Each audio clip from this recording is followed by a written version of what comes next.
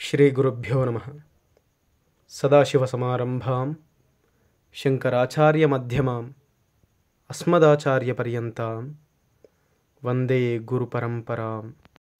1972 జనవరి 8న మా అత్తమామలతో కలిసి వారి శతాభిషేకానికి ఆశీస్సులను కోరుతూ పరమాచార్య స్వామి వారి దర్శనం కోసమని కాంచీపురం వెళ్ళాము. వలజాబాద్ దగ్గరలో మా మామగారు కాస్త కారు ఆపమంటే ఆపి వారితో పాటు రోడ్డుకు అటువైపు వెళ్ళాను. 4 ఏళ్ల మా రెండో అమ్మాయి నా దగ్గరకు రావాలని కారు నుండి దిగి విల్లుని వదిలిన బాణంలా దూసుకొచ్చింది.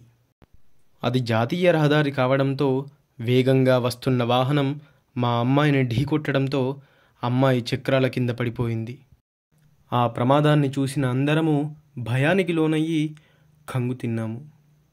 ఆ ప్రమాదంలో మా అమ్మాయి తలకు పెద్ద దెబ్బ తగిలి తలంతా రక్తపు మడుగులో తడిసిపోయింది. తలలో పెద్ద దెబ్బ తగలడం వలన ముక్కులో చెవుల్లో రక్తం కారుతూ ఉంది. వెన్నెముక చివరి భాగం మరియు ఎడమకాలు ఎముకల్లో చీలిక వచ్చింది. ఎడమ దవడ ఎముక విరిగిపోయి బయటకు కనిపిస్తోంది. ఎడమ కనుగుడ్డు ఇరుక్కుపోవడంతో రక్తపు చారిక కనబడుతోంది. బయట కనబడేవి కాకుండా లోపల అవయవాలు కూడా దెబ్బతిన్నాయి. నిండు గర్భిణి అయిన నా భార్య ఆ దృశ్యాన్ని చూసి పెద్దగా కేక వేసి మూర్ఛపోయింది. వెంటనే పాపను కాంచీపురం ప్రభుత్వ ఆసుపత్రికి తీసుకుని వెళ్ళాము. అక్కడి వైద్యులు పాప స్థితిని చూసి ఇక తాను ప్రాణాలతో ఉండడం అసంభవమని నిర్ధారించారు. మహాస్వామివారి దర్శనం చేసుకోకుండా పాపని మద్రాసుకు తీసుకుని వచ్చి ప్రభుత్వ ఆసుపత్రిలో చేర్పించాము.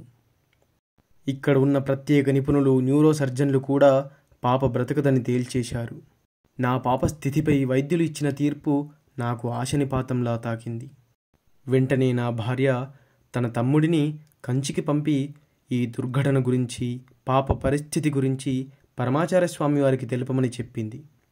ఇలాంటి స్థితిలో కూడా తనకి మహాస్వామి వారిపై ఉన్న నమ్మకం భక్తి అనన్యమైనది.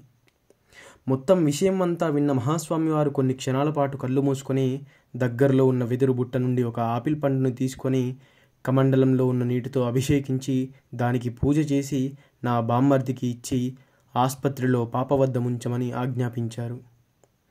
జగన్మాత కామాక్షిదేవి అనుగ్రహ కృపా కటాక్ష వీక్షణముల వల్ల పాప ఈ గండాన్ని దాటగలదని భరోసా ఇచ్చి పంపారు. కానీ పాప ఏ వైద్యానికి ప్రతిస్పందించుటలేదు. డాక్టర్లు కూడా ఆందోళన చెందుతున్నారు. పరమాచార్య స్వామి వారు ఇచ్చిన ఆపిల్ పండును పాప మంచం దగ్గర పెట్టాము. వారం రోజుల్లో అద్భుతం జరిగింది. వైద్యులని వైద్య చరిత్రని అబ్బురపరుస్తూ పాప పూర్తిగా కోలుకుంది.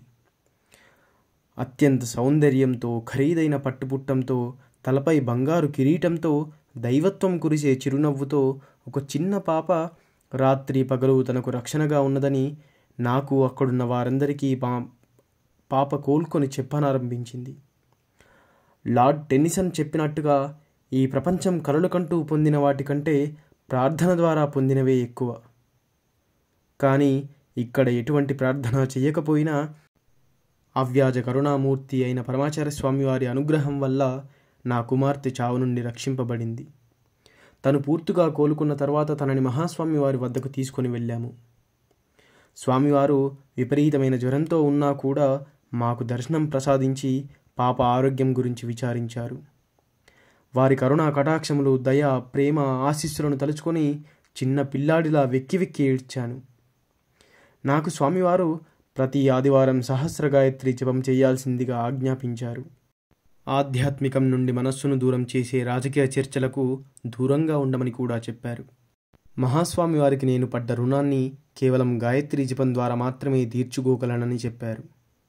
కొన్ని నెలల పాటు స్వామివారి ఆజ్ఞను పాటించి పూర్తి విశ్వాసంతో కేవలం ఆదివారం కాకుండా రోజూ సహస్ర గాయత్రి చేయడం ప్రారంభించాను. ఒకసారి పరమాచార్య స్వామి వారు సతారాలో మకాం చేస్తున్నప్పుడు వారి దర్శనానికి వెళ్ళాను. అప్పుడు సమయం మధ్యరాత్రి 3 గంటలు. ఆ సమయంలో కూడా పరమాచార్య స్వామివారు నా కోసం కబురు చేసి గాయత్రి మంత్రం యొక్క ధ్యాన శ్లోకం చెప్పమన్నారు. కొద్దిగా శరీరంలో ప్రకంపనలు కలుగుతుండగా శ్లోకం అప్పజెప్పాను. దాదాపు అరగంట సేపు మహాస్వామివారు దాని విశిష్టతను, అర్థాన్ని తెలుపుతూ సంభాషించి జపం చేసేటప్పుడు స్ఫురణలో ఉంచుకోమన్నారు. కానీ అంతటి మహిమాన్వితమైన మంత్రరాజమైన గాయత్రీ మంత్ర ధ్యాన శ్లోకంలో చెప్పబడినట్టుగా అమ్మవారిని ధ్యానించలేనని నా ఆసక్తతను తెలియజేశాను. కానీ జప సమయంలో మహాస్వామి వారి దివ్య చరణ కమలాలను మాత్రం జపం సాగుతున్నంతసేపు మనస్సులో నిలుపుకుని ఉంటారని తెలపడంతో మహాస్వామి వారు చిన్నగా నవ్వారు. ఇది నా జీవితంలో ఒక అద్భుతమైన ఘట్టం. గాయత్రీ మంత్రం యొక్క విశిష్టతని, గొప్పదనాన్ని నాకు అగుపరిచి నాలోని భక్తిభావాన్ని పెంపొందించారు పరమాచార్య స్వామి. పరమాచార్య స్వామి వారు పరబ్రహ్మ యొక్క సాకార రూపం.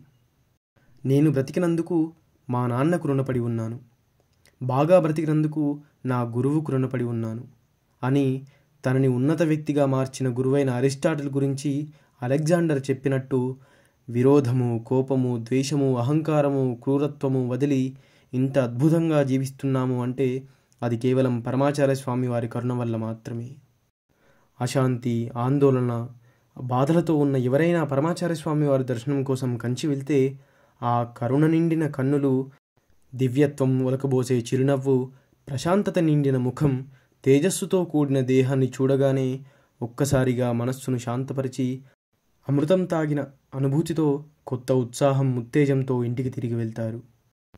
మన శాస్త్రాల్లో చెప్పిన సాంప్రదాయాలను, ఆచార వ్యవహారాలు, నియమాలను పాలించడంలో, ఇతరుల చేత పాలింపజేయుటలో మహాస్వామి వారు ఎప్పుడూ ముందే. వేల కొలది ప్రసంగాలలో, ఉపన్యాసాలలో వీటికి సంబంధించిన పూర్తి సమాచారాన్ని జన సమూహానికి అందించి వారిని కార్యోన్ముఖులను చేశారు. ఈ నియమనిష్టలు ఎప్పటికప్పుడు కాలానుగుణంగా వ్యక్తుల అవసరాలను బట్టి మార్పులు చేయకుండా అవలంబించాల్సిన పవిత్ర విషయాలు. కానీ ఈ కాలంలో ద్విజులు కూడా వీటిని విడిచి ఐహిక విషయాల కోసం పాకులాడడం మహాస్వామి వారికి ఎక్కువ బాధ కలిగించే విషయం. ఇది వారికి కాస్త కోపాన్ని, ఆవేదనని కూడా కలిగించింది. ఆదిశంకరుల అవతారమే కాదు, సాక్షాత్ పరమశివ అవతారమైన మన మహాస్వామి వారి బోధనల మేరకు మన బ్రతుకులను అనుసరించుకొని అలా బ్రతకడానికి ప్రయత్నం చేద్దాము. నీలకంఠుడు, బృహదీశ్వరుడు, పరమేశ్వరుడు, ఆ సదాశివుడు సాకార రూపంతో మానవ శరీరంతో కొద్ది కాలం క్రితం వరకు మన మధ్యనే తిరిగాడు. పరమాచార్య స్వామి వారు ఆచరించిన ధర్మనిష్టతో, నియమాలతో బ్రతకడానికి మనలాంటి అల్పులకు కుదరకపోయినా మనం చేయగలిగినంత, పాటించగలిగినంత మాత్రం తప్పకుండా ఆచరించాలి. అపార కరుణాసింధుం జ్ఞానదం శాంతరూపిణం శ్రీ చంద్రశేఖర గురుం ప్రణమామి ముదాన్వహం. సర్వం శ్రీ గురుదివ్య చరణారవిందార్పణమస్తు. స్వస్తి.